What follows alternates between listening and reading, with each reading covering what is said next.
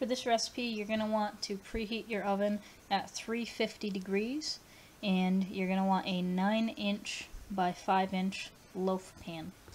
I'm going to show you how to bake something really easy today, because I think we could all use some extra kitchen time in these very strange times we're living in. So we are going to make banana bread. I already measured out the sugar. It's in here. It's 2/3 cup. This recipe, by the way, is in a very old edition of Good Housekeeping from my grandmother, I believe it was. So you have to put the first 5 ingredients together, and they're all dry ingredients. So already measured out the sugar. That's done. And then I also already measured out the flour. Now, if you want to follow along with this recipe, the sugar is 2/3 of a cup, and the flour is 1 3/4 cup. Now, I didn't add the flour yet, because I want to show people. You have to be very careful when you measure your dry ingredients, because if you do too little or too much, it can really affect something like a cake, cookies, or bread. So, it says to put the dry ingredients all together. 2/3 cup sugar, 3/4 cup flour, all-purpose flour. And then the next thing that you'll need is 1/2 teaspoon of salt. So I measured out 1/2 teaspoon. You need to do a little bit less.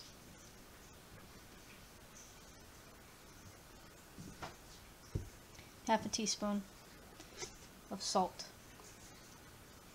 Then you add 1 teaspoon of double-acting baking powder. I'm going to use the same teaspoon here. This is 1/2 teaspoon, so I'm going to do 2 level scoops.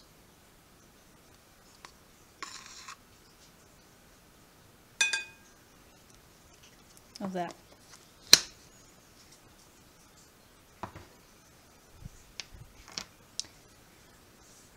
So, now what you're going to do is you're going to mix all of your dry ingredients together. Take about 1/2 cup of shortening. This is the block shortening. It doesn't matter if it's the block or the container.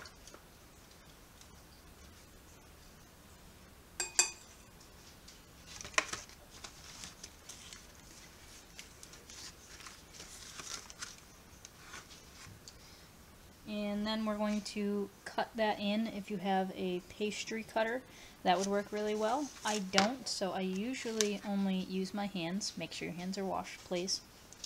Or I just use a fork and a spoon.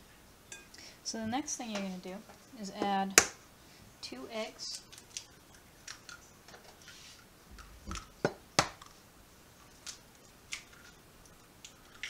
And you're going to mash up 2 very ripe bananas, which I have right here, with a fork, and you're going to add both of those in until it is just blended. Do not overmix it. So when you mash the bananas, I usually mash them just with a fork, press down with the fork. If you can't press down, your bananas might not be ripe enough, but you basically want them to look like this, all squished here before you mix them in.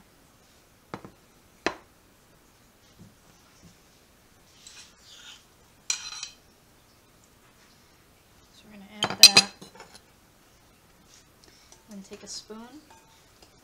Make sure those egg yolks in there, you need to make sure they break up so you don't get chunks of egg in what you're making. And you're just going to stir. And I want you to see at this point my batter is pretty close. It's all blended together. I don't see as much flour. I see a little bit of egg, so I'm just going to keep stirring until I don't see those things. And then I'm going to stop there. Because again, you don't want to overmix. Make sure your pan is well coated. If you're just going to grease and flour it, you can do that, which is you just spread either butter or margarine or something on all sides, including the bottom, please, or else it's going to stick. And then you put a little bit of flour and you shake it around so that it coats the entire pan so that it comes out more easily. Or you can do butter or margarine and then put some parchment paper in there, which is one of my favorite things to do lately, because the bread, once it's all cooked, it will pop out so much more easily. So you're just going to scoop in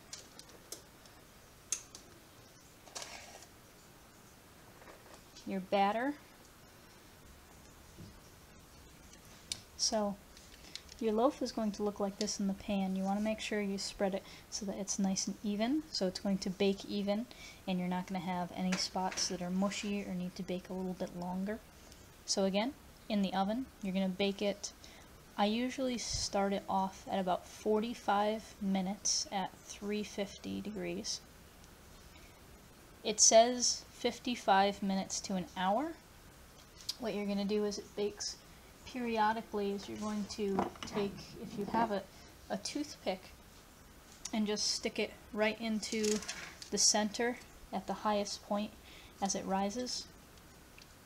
And if it comes out, if you see any sort of mush on the toothpick, you're going to put it back in the oven for a little bit longer. You can always put your loaves, like banana bread loaves, in for a little bit longer, but you can't take away if you overcook it. So once it's almost done, you want to check it maybe every 5 minutes or so if it's still mushy in the middle. So you can add all sorts of things to the mix. You can add dried apricots. You can add a cup of cranberries. You can add dates.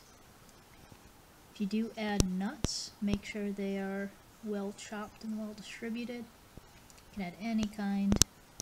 Walnuts tend to work particularly well. Banana orange, banana prune, banana raisin. So it's been 45 minutes. We're going to check on our banana bread here.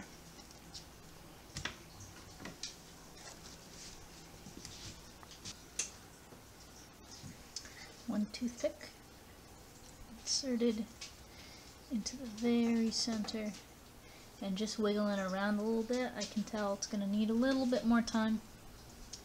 I'm going to close the oven. We're going to check on it 5 and 10 minutes later. And there you have it. After it did take about 50 to 55 minutes, you have a perfectly browned banana bread. Thanks for watching. Leave me a comment with some of your favorite recipes and some of your favorite bread loaves to make, and I will see you in the next video.